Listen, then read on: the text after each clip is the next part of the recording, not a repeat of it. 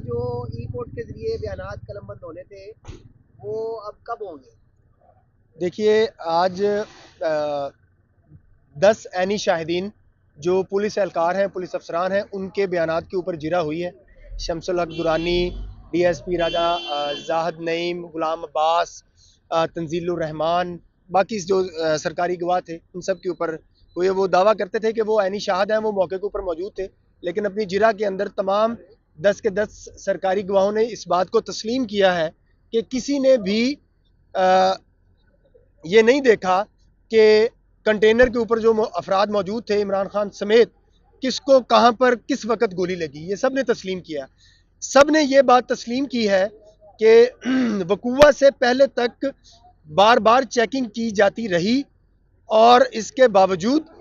کسی بھی security official نے اس بات کی نشاندہی نہیں کی کہ ہمیں کوئی مشکوک شخص نظر آیا ہے، جو اس بات کی نشاندہی کرتا ہے کہ ہمارا جو سائل ہے نوید، وہ موقع کے اوپر موجود ہی نہیں تھا۔ اگر وہ موجود ہوتا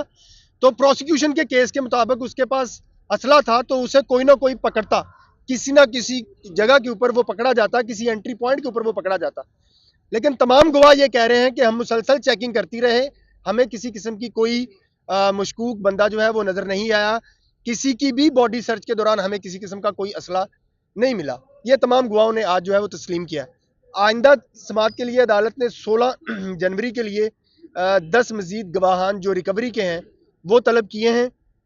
اور اس کے ساتھ ساتھ عدالت نے 3 گواہان ہیں، عمران خان نیازی اور